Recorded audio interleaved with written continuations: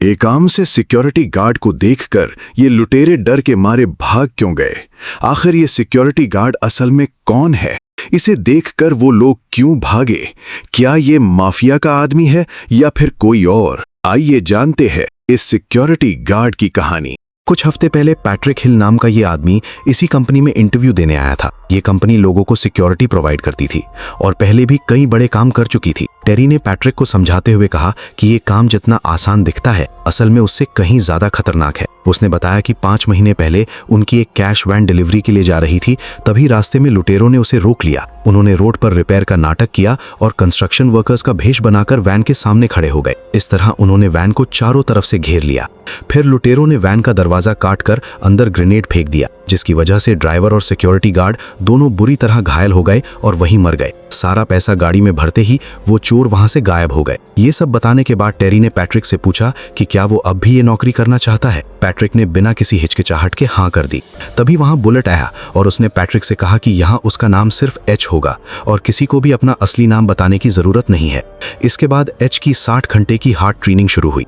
Rule ये था कि नौकरी ज्वाइन करने के लिए कम से कम 70% स्कोर करना जरूरी था। एच ने सारे टेस्ट दिए, लेकिन हर टेस्ट में उसने जानबूझकर सिर्फ उतना ही स्कोर किया जितना पास होने के लिए जरूरी था।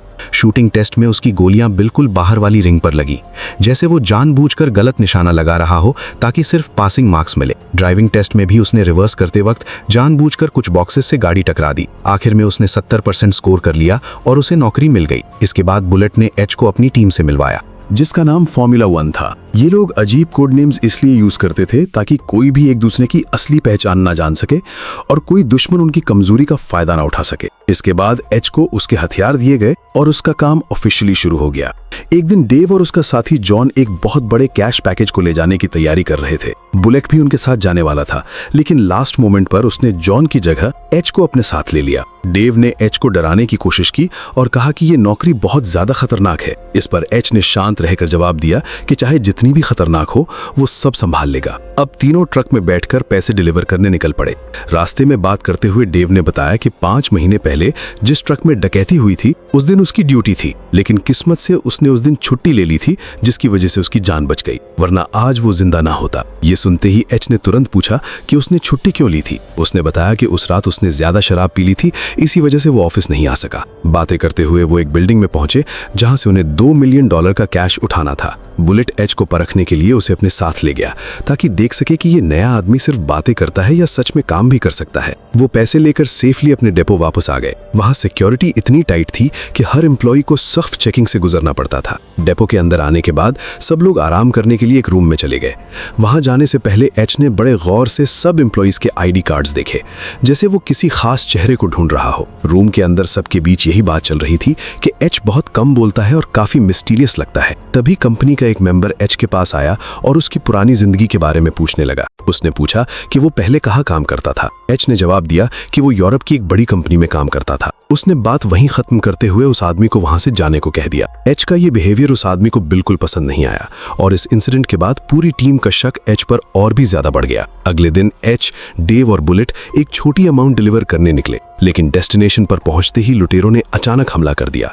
वहां पहले से ही लुटेरों की एक गाड़ी खड़ी थी और पीछे से उनका एक बड़ा ट्रक भी आ गया था। उन्होंने बुलेट को बाहर निकाला और साफ कह दिया कि सारा कैश उनके ट्रक में डाल दो और कोई भी चालाकी करने की कोशिश मत करना। एच ने शांत रहकर सारा पैसा ट्रक में रखने की जिम्मेदारी खुद ले ली और डेव को अपनी जगह पर बैठे रहने को कहा। बुलेट को सामने इसलिए खड़ा रखा गया था ताकि अगर कोई गड़बड़ हो तो वो उसे तुरंत मार सके। एच ने बहुत होशियारी दिखाई और एक बैग को जानबूझकर ट्रक के अंदर डालने के बजाय जमीन पर गिरा दिया। जैसे ही एक किडनैपर उस बैग को उठाने के लिए झुका, एच ने तुरंत बंदूक निकालकर उससे गोली मार दी। इसके बाद एच ने एक प्रोफेशनल किलर की तरह एक एक करके सब किडनैपर्स को मार गिराया। उसे देखकर लग रहा था जैसे उसके पास सालों का एक्सपीरियंस हो। ट्रेनिंग के दौरान एच की गोलियां टारगेट के सबसे बाहर वाले सर्कल पर लगी थी, लेकिन यहाँ उसने हर लुटेरे के सीधा माथे के बीच में गोली मारी थी। किडनैपर्स के लीडर का पीछा करते हुए एच एक सुनसान वेयरहाउस तक पहुंच गया। वहां उसने जख्मी लुटेरे की आंखों में आंखें डालकर पूछा कि वो किसके लिए काम करता है। जब उस आदमी ने कोई सीधा जवाब नहीं दिया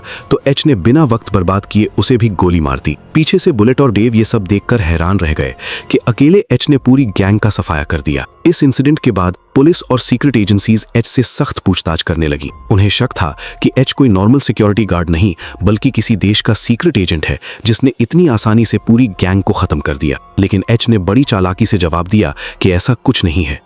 उसने कहा कि वो बस डर गया था और इसी वजह से उसकी सारी गोलियां सीधा निशाने पर लग गईं। जब पुलिस ने उसे 5 महीने पहले हुई पहली डकैती की फुटेज दिखाई तो एच ने कहा कि वो उसके बारे में कुछ नहीं जानता क्योंकि उस वक्त वो इस कंपनी में काम भी नहीं करता था। पूछताछ के बाद एच के सीनियर ने उससे बताया कि कंपनी पॉलिसी के हिसाब से उसे 1 महीने तक डेस्क जॉब करनी होगी ताकि वो इस सदमे से बाहर आ सके। लेकिन एच ने कहा कि उसे ऐसे छोटे मोटे हमलों से डर नहीं लगता, सदमे की बात तो बहुत दूर। तभी वहां कंपनी का असली ओनर आ गया। वो एच की बहादुरी से इतना इंप्रेस हुआ कि उसने सीनियर को तुरंत टोकते हुए कहा कि कंपनी को डेस्क पर बैठने वाले लोग नहीं बल्कि एच जैसे हिम्मती लोगों की जरूरत है। उसने एच की बहुत तारीफ की और उसे वापस फील्ड ड्यूटी पर भेजने का ऑर्डर दे दिया। उधर एच से पूछताछ करने वाले पुलिस ऑफिसर ने तुरंत अपने सीनियर को फोन किया और एक शॉकिंग बात बताई। उसने कहा कि पैट्रिक हिल वही आदमी है जिसकी तलाश ब्यूरो को पिछले 25 सालों से थी। पुलिस ऑफिसर्स ने अपने सीनियर को वार्निंग दी कि अगर सब कुछ जानते हुए भी एच को कंपनी में रहने दिया गया तो आगे चलकर अगर कुछ गलत हुआ तो पूरे डिपार्टमेंट की बदनामी होगी। लेकिन उनके बॉस ने साफ कह दिया कि ऐसा कुछ नहीं होगा क्योंकि एच यहाँ पैसों के लिए नहीं आया है, वो जो भी करने आया है उसे करने दिया जाए। इसी बीच एच से मिलने एक औरत आई जिसने उसे एक फाइल दी। उस फाइल में कंपनी के सभी एम्प्लॉइज का डेटा और एक पोस्टमार्टम रिपोर्ट थी। इन डॉक्यूमेंट्स को गौर से देखने के बाद एच का शक एक सिक्योरिटी गार्ड डायना पर गया। एच चुपके से डायना के घर में घुस गया और बंदूक की नोक पर उससे पूछताछ शुरू कर दी। वहां रखे कैश को देखकर एच ने पूछा कि इतने सारे पैसे उसके पास कहां से आए। डायना ने डर के मारे कन्फेस किया कि उसने ये पैसे एक शराब की दुकान से चुराए थे ताकि रिटायरमेंट के बाद काम आ सके। उसने कसम खाई कि उसने अपनी जिंदगी में सिर्फ एक ही बार ऐसा किया है। एच ने उसे सख्त वार्निंग दी कि अगर इस बारे में और कुछ पता हो तो अभी बता दे वरना बाद में अंजाम बहुत बुरा होगा। डायना के इनकार करने पर एच उसे वार्निंग देकर वहां से चला गया। इसके बाद कहानी 5 महीने पहले जाती है जहां एच अपने बेटे डॉगी के साथ कहीं जा रहा होता है। तभी उसे माइक नाम के आदमी का फोन आता है। माइक वही आदमी था जो पहले कैश ट्रक लूटने आया था और एच को देखते ही भाग गया था। दरअसल माइक फ्रैट को कंपनी के एक ट्रक की लोकेशन पता करना चाहता था। पहले इस काम के लिए किसी और को भेजा गया था लेकिन उसका एक्सीडेंट हो गया था, इसलिए अब ये काम एच को दिया गया। एच और उसका बेटा गाड़ी में बैठकर फ्रैटको के डिपो पहुंचे। अपने बेटे को गाड़ी में छोड़कर एच खाना लेने के बहाने बाहर निकला ताकि ट्रक पर नजर रख सके। उसका काम सिर्फ इतना था कि वो माइक को बताए कि ट्रक राइट से जाएगा या लेफ्ट से। लोकेशन बताने के बाद एच ने कॉल कट किया और वापस अपने बेटे के पास आ गया। जैसे ही फ्रैटको का ट्रक ब्रिज के नीचे पहुंचा जहां एच की गाड़ी खड़ी थी, अचानक लुटेरों ने उस पर हमला कर दिया। लुटेरे सारा कैश लूटकर भागने वाले थे, तभी उनकी नजर एच के बेटे पर पड़ गई। वो लड़का इस पूरी चोरी का विटनेस था, इसलिए उसे खत्म करना जरूरी था। एक बेरहम लुटेरे ने उसे गाड़ी से बाहर निकालकर रोड पर लेटा दिया और गोली मारकर उसकी जान ले ली। एच अपने बेटे को बचाने के लिए भागा लेकिन लुटेरों ने उस पर गोलियों की बारिश कर दी। एच बुरी तरह जख्मी होकर वहीं गिर गया, लेकिन बेहोश होने से पहले उसने उस किलर का चेहरा साफ देख लिया था। इस खौफनाक हादसे में एच की जान तो बच गई लेकिन उसने अपने मासूम बेटे को हमेशा के लिए खो दिया। एच की वाइफ ने भी इस मौत का जिम्मेदार उसे ही ठहराया। यहाँ पता चलता है कि एच असल में एक बहुत बड़ी क्रिमिनल गैंग का लीडर है और जिन लोगों ने उसके बेटे को मारा था वो किसी दूसरी गैंग से जुड़े हुए थे। बेटे की मौत के गम में एच की वाइफ उसे हमेशा के लिए छोड़कर चली गई। इसके बाद एच ने अपनी पूरी गैंग को उन कातिलों को ढूंढने में लगा दिया। एच के आदमियों ने शहर की छोटी बड़ी गैंग्स को पकड़कर खत्म करना शुरू कर दिया ताकि असली लुटेरों का पता चल सके। लेकिन इतनी कोशिशों के बाद भी उन्हें कुछ हाथ नहीं लगा। जब कोई रास्ता समझ नहीं आया तो माइक ने सजेशन दिया कि हो सकता है ये किसी अंदर के आदमी की साजिश हो या फ्रैटको कंपनी के किसी गार्ड का हाथ हो। टूट चुका एच सबको बोलता है कि वो कुछ समय के लिए लंदन जाना चाहता है ताकि खुद को संभाल सके, लेकिन असल में वो लंदन नहीं गया बल्कि एक नई फेक आइडेंटिटी बनाने में लग गया जहां उसने अपना नाम पैट्रिक हिल रख लिया। इसी दौरान उसने अपने बेटे की पोस्टमार्टम रिपोर्ट भी निकलवाई ताकि उस दिन की हर छोटी डिटेल समझ सके। दूसरी तरफ हमें एक ऐसी गैंग के बारे में पता चलता है जिसके मेंबर्स पहले मिलिट्री में थे लेकिन अब क्रिमिनल्स बन चुके हैं। इस गैंग का लीडर जैक्सन है और इसी टीम में जैन नाम का वो आदमी भी है जिसने बेरहमी से एच के बेटे को मारा था। ये गैंग एक बहुत बड़ी डकैती की प्लानिंग कर रही थी और उनका टारगेट वही कैश ट्रक कंपनी फ्रैटको थी। कंपनी के ही किसी इनसाइडर ने उन्हें खबर दी थी कि एक ट्रक में लाखों डॉलर्स ले जाए जा रहे हैं। और वही मनहूस दिन था जब एच का बेटा मारा गया था। इस हादसे के 5 महीने बाद जैक्सन ने अपनी पूरी गैंग को इकट्ठा किया और एक नया प्लान बनाया। उनका मकसद ब्लैक फ्राइडे के दिन फ्रैटको कंपनी से $50 मिलियन लूटना था, क्योंकि साल के उस दिन कंपनी के पास सबसे ज्यादा कैश होता है। कुछ दिन बाद जब एच और बुलेट पैसे लेकर डिपो की तरफ जा रहे थे, तब बुलेट ने एक शॉकिंग सच बताया। उसने एच को कहा कि असल में वही गद्दार है जो अंदर की सारी खबरें लुटेरों को पहुंचाता था। बुलेट काफी समय से जैक्सन की गैंग के लिए काम कर रहा था, ताकि सही वक्त आने पर कंपनी को बड़ा नुकसान पहुंचाया जा सके। बुलेट ने एच को लालच देते हुए अपने साथ मिलने को कहा और वादा किया कि वो उसे बहुत अमीर बना देगा। एच, जो काफी समय से इसी मौके का इंतजार कर रहा था, तुरंत मान गया। बुलेट ट्रक को एक सीक्रेट जगह पर ले गया जहां पहले से कुछ लुटेरे छुप कर बैठे हुए थे। वो चुपके से ट्रक के अंदर घुस गए। इसके बाद एच और बुलेट ट्रक लेकर डिपो के अंदर पहुंच गए।